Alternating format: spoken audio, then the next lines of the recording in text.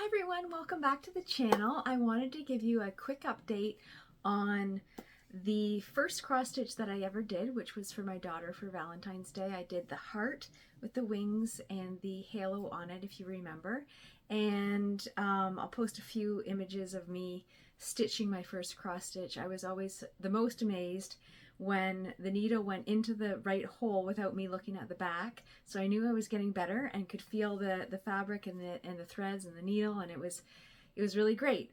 But I wanted to show you what I've done with that. So a dollar store needlepoint transformed into something a lot better, I think. And I wanted to give you a little update on the series that I'm going to be doing on this channel all about art journaling. And I'm going to show you some of my art journals really quick, get you excited, and then hopefully you're going to tune in. I'm going to try and post every Monday and have a new step to the art journal process. And I want to talk about what art journaling is, the benefits of it, particularly for people my age, getting like 50 plus, to write down your thoughts and your feelings, and it makes you feel good and it makes you feel accomplished and creative, and I love it, and I wanted to share that passion with you. If you watch anything on this channel, you'll know that although I dabble in the needlepoint, paper arts and bookbinding and journal making is my thing. So I love it, and it's just time for me to share that with you.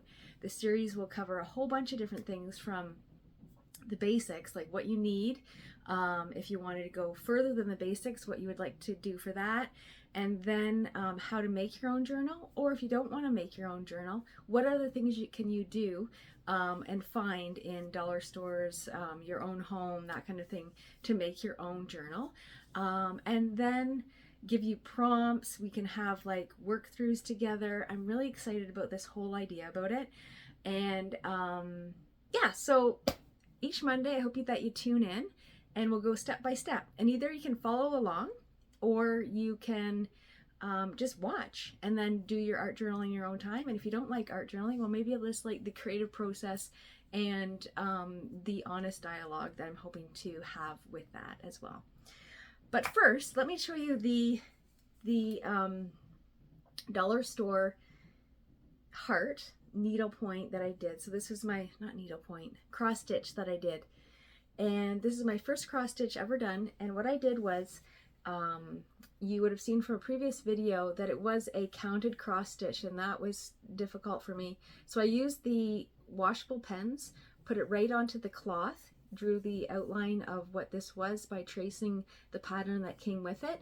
And then I started stitching, and I'm really happy with how it turned out. I put it onto this big chunky piece of wood, and I just used regular silver thumbtacks in the corners, and that's the only thing that's holding on the cloth to the wood. So I'm really happy with it.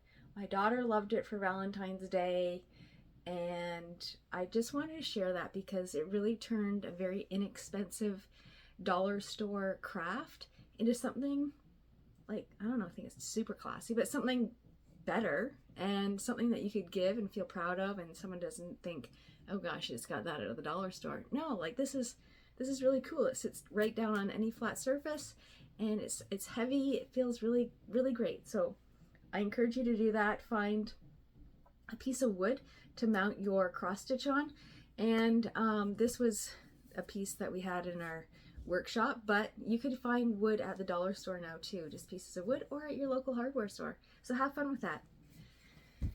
Next, I just wanted to show you the art journal that I'm going to be showcasing throughout the process of art journaling with you.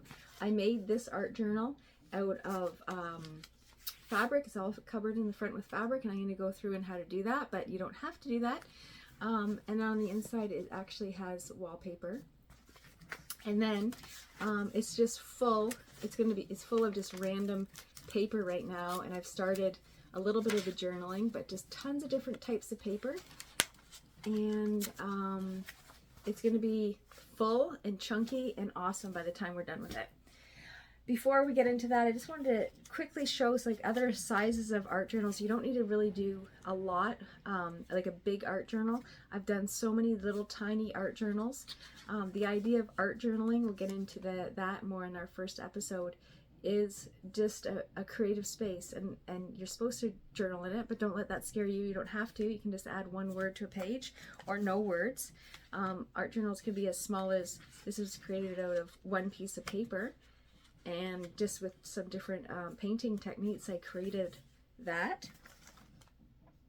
Art journals can also be made out of old books. So this was one that I made from I recycled the book. I kept all the pages and used those in other pieces of journaling and artwork.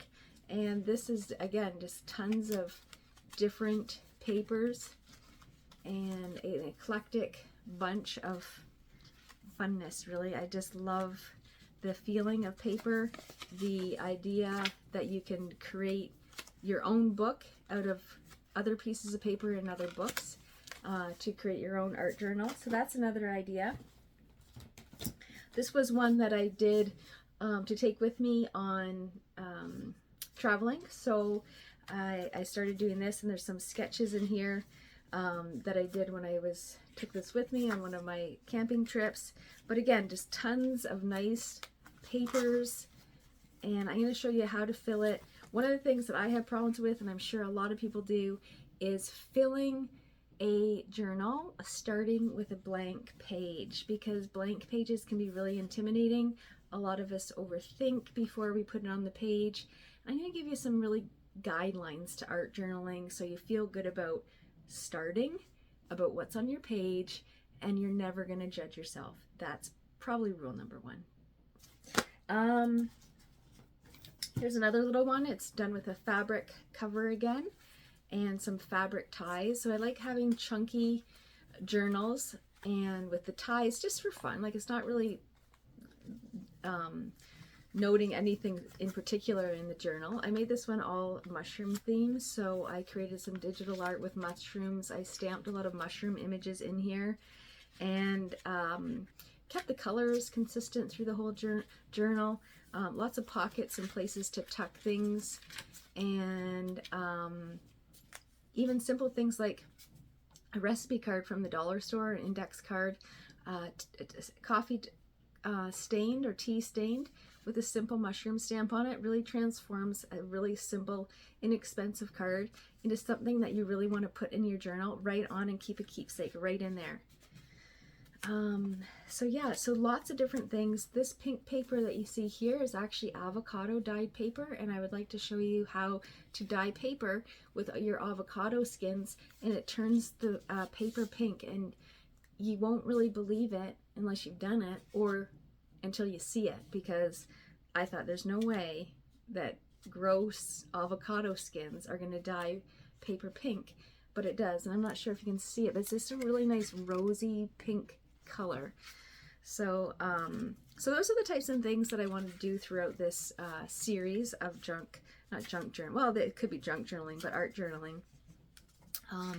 Is to really make a fun journal for yourself.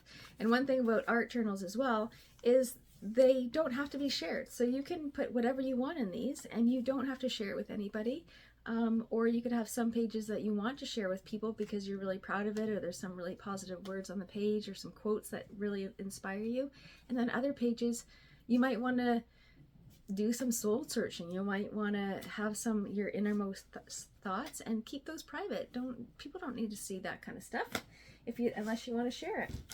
And I wanted to show this one. So I'm going on a quick holiday coming up, and I did a little junk journal for the holiday.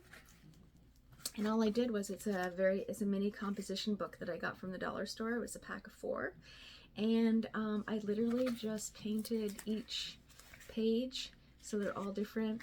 And I'm gonna show you how you can have some fun on your vacation with a little mini art journal.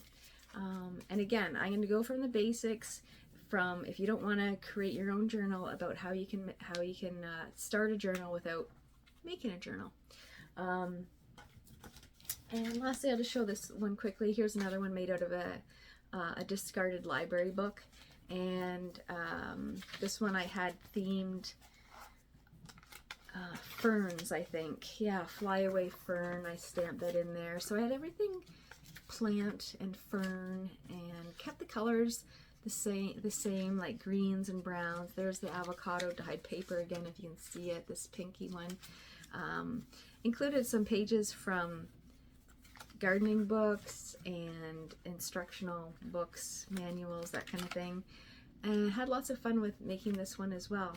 So I'm going to give you lots of tips for creating your own art journal, but more importantly, filling it with things that really are relatable, easy, and then I'm hoping that this launches you to always keep an art journal, and always kind of one small one, maybe tucked in your coat pocket or your purse or in your car or something, and you can feel good about grabbing a pen and sketching or writing or just whatever. Just get your thoughts down. It feels good.